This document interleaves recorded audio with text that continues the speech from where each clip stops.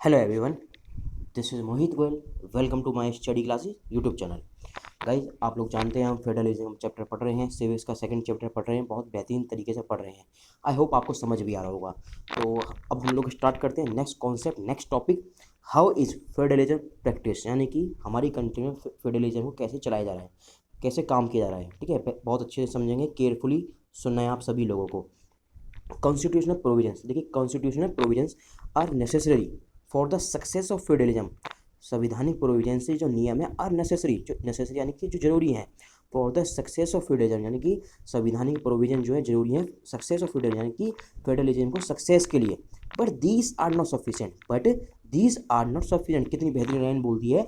Constitutional provisions are necessary, जो हमारी संविधानिक नियम है वो जरूरी है। फॉर किसके लिए जरूरी है? For the success of federalism, federalism की सक्सेस के लिए।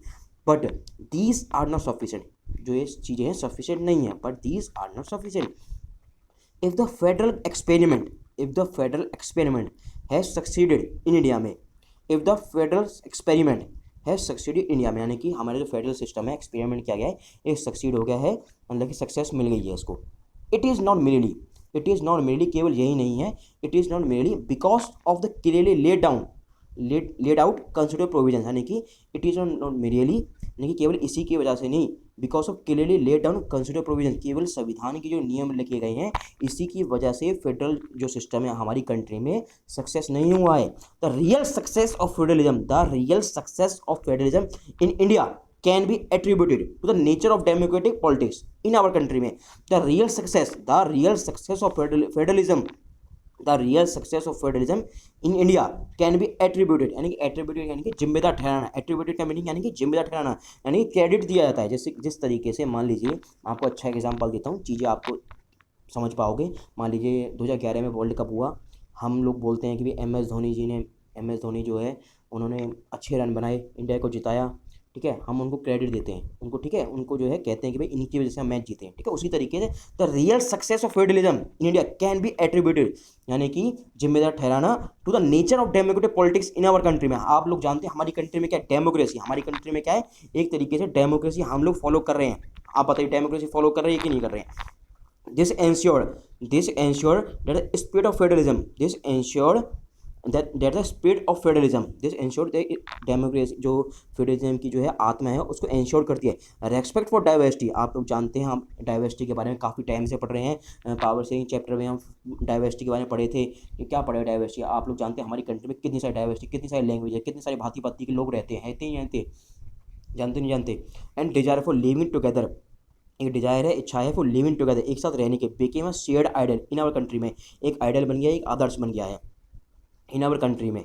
Late us look at some of the major ways in which this happen, यानी कि हम लोग देखते हैं some of the major change, प्रमुख रास्ते, इन विच दिस हैपन, जैसे ये हैपन हो रहा है, जो चीज़ें हो रही हैं। ठीक है, उसके आई होप आपको ये पॉइंट क्लियर होगा। इस पैराग्राफ में मैंने ये मुद्दा उठाया, ये बातें कही हैं कि भाई जो है फेडरलिज्म जो संविधान में चीज़ें लिखी हुई हैं वही जरूरी नहीं है फेडरलिज्म को करने के लिए, लेकिन हम जरूरी नहीं है, वही चीज़ें सफिशिएंट नहीं है। हमारी कंट्री में फेडरल यानी कि हमारी कंट्री में डेमोक्रेसी को अपनाया हुआ है, इस वजह से जो है हमारी कंट्री को सक्सेस मिली है। अब भांति भांति के लोग रहते हैं, हमारी जो कंट्री चल रही है, हमारी जो कंट्री का सिस्टम है इतना आसान नहीं है चलाना, गवर्नमेंट चलाना। जो हमारे चाहे एनडीए गवर्नमेंट आए, चाहे कांग्रेस गवर्नमेंट आए, कोई भी गवर्नमेंट आए, लोकसभा में कोई भी गवर्नमेंट आए, ठीक है, स्टेट में कोई भी गवर्नमेंट आए, हमारी जो आप जानते हैं हमारी कंट्री में इतनी सारी लैंग्वेजेस हैं।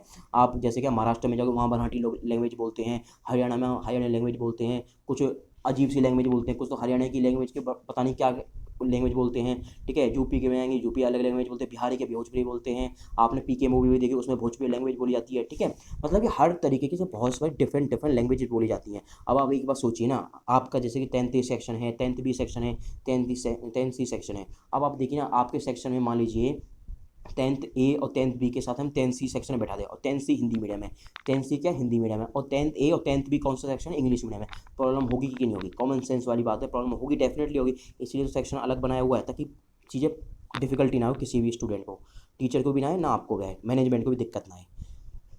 आई होप आपको समझ आ रही होंगी चीज़ें।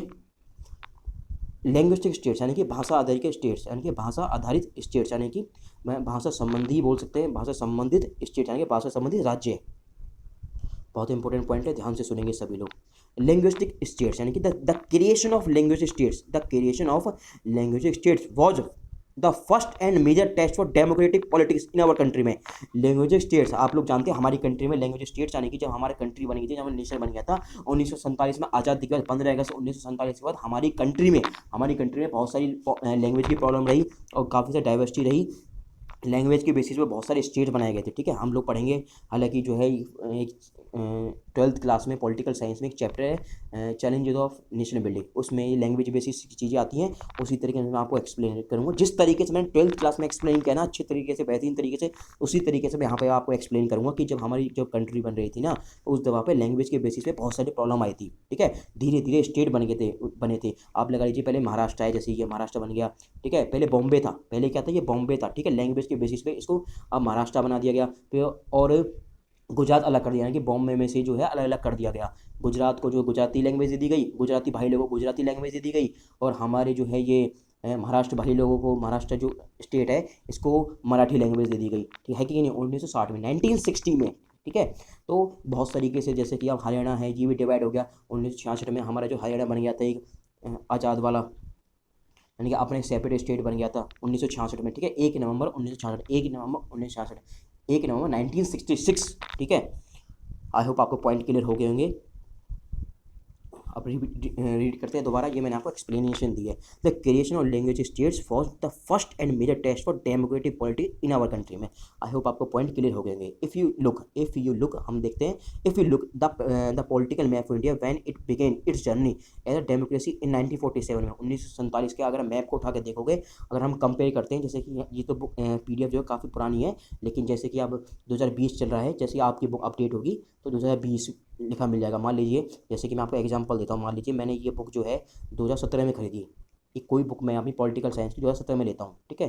तो उसमें 2016 का दिया होगा, यहाँ पे 2016 लिखा होगा, कहाँ पे, देखिए यहाँ पे 2006 लिख रहा है ना, यहाँ पे 2016 लिखा होगा। अगर मान लीजिए से आप ये बुक लेके आते हो, अभी आज 2020 चल रहा है कि नहीं, तो यहाँ पे 2019 लिखा मिल जाएगा। अपडेटेड बुक, नई बुक, बिल्कुल नई बुक होगी और हो जाएगा। जैसे कि मेरी जो बुक है, तो उस बुक में तो मेरी 2013 लिखा है, क्योंकि मैंने वो बुक जो है 2014 में ली थी। 28, मेरे को ये भी याद है मैंने कब किताब ली थी, 28 जून 2014 को मुखर्जी नगर, दिल्ली मुखर्जी नगर से। उस टाइम मैंने बहुत सारी IAS की किताबें खरीदी थी उस टाइम जो है, 28 जून 2014 को, ठीक है। दिल्ली मुखर्जी नगर, किस दुकान से ली थी ये भी याद है, कितने रुपए की ली थी, सब चीज़ें याद है। 28 NCERT किताब ली थी उस टाइम, ठीक है। आगे चलते हैं।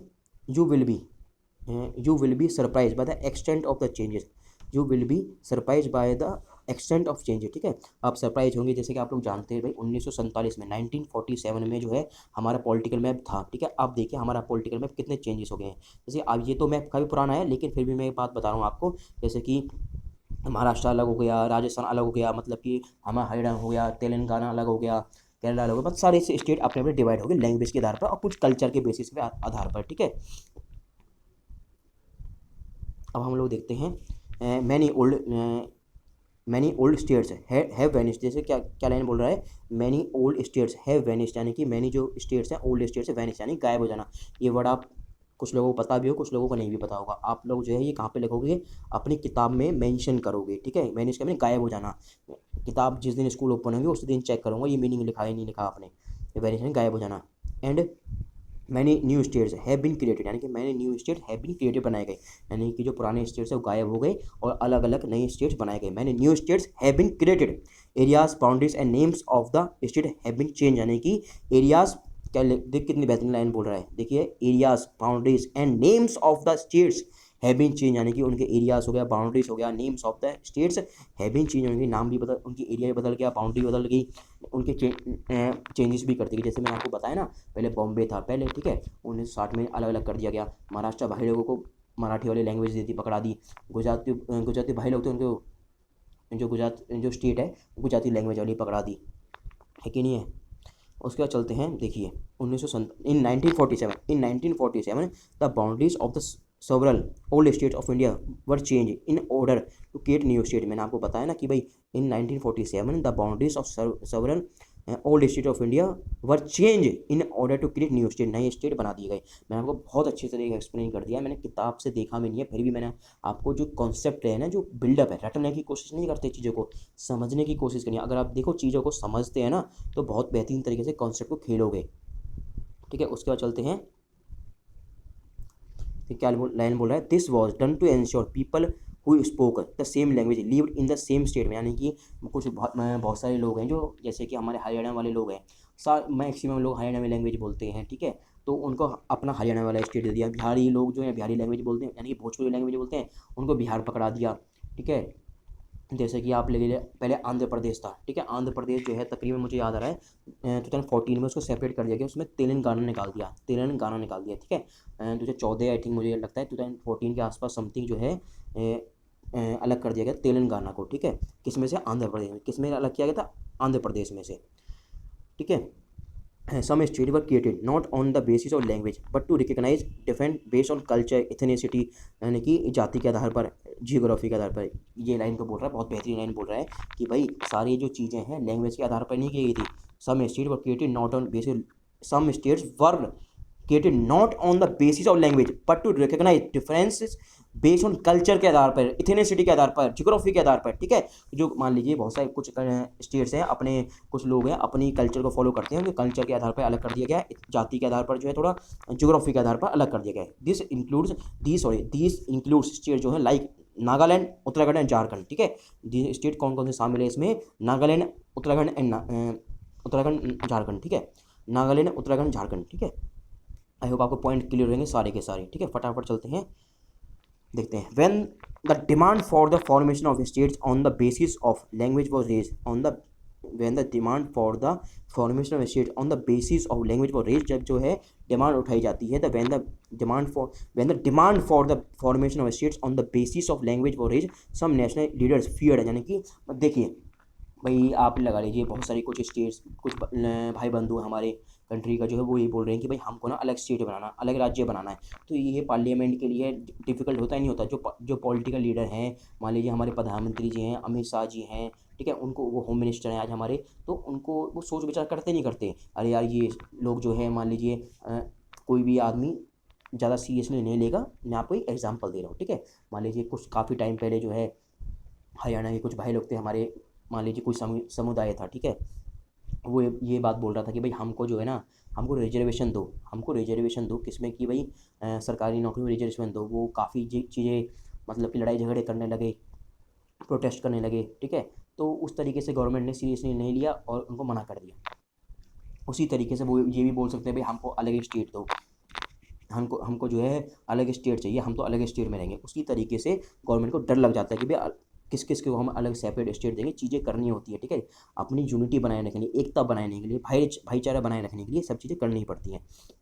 When the demand for the formation of states on the basis of language was raised, some national leaders feared that it would lead to the disintegration of the country। देखो कितनी अच्छी लाइन बोला, some national leaders feared that it would lead to the disintegration of country, यानी कि हमारी जो country है disintegration, यानी कि विवाद कर देंगे, यानी अलग अलग हमारी कंट्री बढ़ जाएगी, डिसइंटीग्रेशन हो जाएगा। इंटीग्रेशन यानी एकता हो गया, डिसइंटीग्रेशन यानी डिवाइड हो जाएगा, ठीक है, नेगेटिव वर्ड हो जाएगा, डिसइंटीग्रेशन ऑफ द कंट्री का, ठीक है।